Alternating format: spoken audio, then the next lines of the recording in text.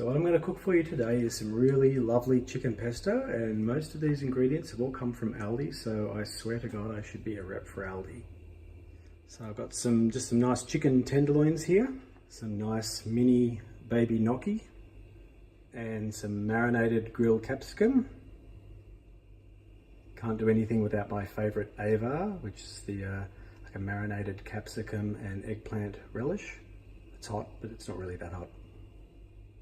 A little bit of this Romano pesto. It's like a sun-dried tomato pesto, great in pasta and things like that. A little bit of grapeseed oil to put in the pan to start with. Some good old Italian herbs and some salt and pepper. And my favourite, these mixed dried mushrooms. So they come in a pack like that, already dried, so you just rehydrate them with a bit of boiling water. So before I do anything else, because this takes a little while to get going, I'm just going to put the mushrooms, a little bit of boiling water, and just leave them aside there for sort of 5 minutes while I'm doing the other stuff to get that all nice and moist and all of the juices coming out of the mushrooms. So I'm just going to dice these tenderloins into little pieces like that. And that's pretty much the only sort of chopping and preparation you have to do, because I hate chopping and cutting up things. So I'm going to pop those into a nice hot pan in a second and add a little bit of salt and pepper and a bit of grapeseed oil. So into a nice hot pan, I'm going to put a tiny little bit of grapeseed oil, put in that diced chicken, a little bit of the Italian herbs, and I'll put a little bit of salt and pepper on top there as well. So I'll move that around and start that all cooking a bit, and then I'm going to add the Ajvar and the pesto. Okay, so while that chicken is just browning now, I'll just let that cook a little bit more and brown. I'm going to put hot boiling water, salt in there. Some boiling water, about half full. And I'll have that start simmering, ready to pop the gnocchi in shortly. Okay, so the chicken's pretty much all done now, so I'm going to put a teaspoon of that pesto in there, 2 heaped teaspoons of the Ajvar. I'll stir that all around, and probably just like maybe half a cup of water. This is pretty much empty, so I'm going to pour the water in there and just pop it in. A little bit of the water, just going to sort of make it all nice.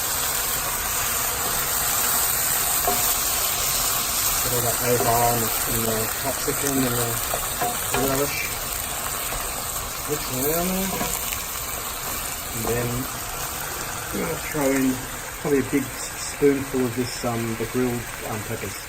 So in go those peppers. You can cut them up a little bit if you like, or you can leave them whole and sort of mash them up a tiny little bit as well. Some mushrooms, those dehydrated mushrooms that I put in with the water, just pour them in as well. It's a beautiful mushroom flavour, and just because I like it hot, I'm going to put a little tiny bit of that sriracha chili, just a tiny bit, make it a bit spicy.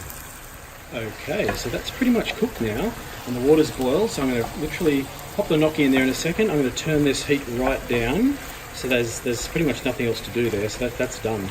And I'll pop the gnocchi in as soon as it's cooked. So just turn the heat right down, so I'm just going to put that lid on that pan and just leave it for a little while. And now into the boiling water, I'm going to pop this gnocchi. So it's a bit splashy, so just be careful. And the thing with this gnocchi, literally, you pop it in, give it a bit of a stir around, don't worry about what's on the spoon, that's all good. Probably put a bit of flavour into it.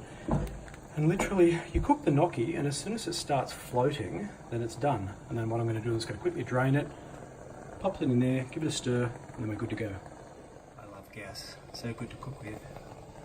So that's just going to come back to the boil again now, because the cold gnocchi has taken the water off the boil a bit. So as soon as it'll start bubbling, and then you'll see the gnocchi start to actually float. They're actually starting to float now, so probably by the time it actually boils, they're going to float. And I'll take it straight off and drain them, and then throw it back in with all of the chicken. Just give it a gentle little stir, just so it doesn't actually stick to the bottom and form a clump. They're actually starting to float now, so they're pretty much almost done, and the water hasn't even actually boiled. I'll wait till maybe the water just comes to the boil, and then they'll be done. Wow, that's crazy. They've actually all floated to the top and the water hasn't even come to the boil yet, so but yeah, they're only tiny little dumplings of potato, the gnocchi, so they're almost, don't need any cooking at all, just warming and moisturising in the water there, so they're done. I'll drain them off. There You can drain these however you like. You can just put the lid on and drain the water off, but I'm just going to take the easy way out and literally just pop them into a colander and just drain the water straight out. No need to wash it. Nice drained gnocchi. It's just going to pretty much go straight back in there and then just gently stir it through. Okay, so I've just stirred that all through to coat all of the gnocchi with that beautiful chicken and the sauce there, and we are done. It's ready to plate up. And once again, this has made so much food. There's enough for like 2 or even 3 servings. This is huge because I'm really hungry. So I'm just gonna dress it with a little bit of Parmesan cheese, grated pandano, a little bit of olive oil, and a little bit of salt and pepper. So the shaved Parmesan on top, and the pepper. And I like to put just a little bit of olive oil over the top. Beautiful. Enjoy. Dinner. I'm starving.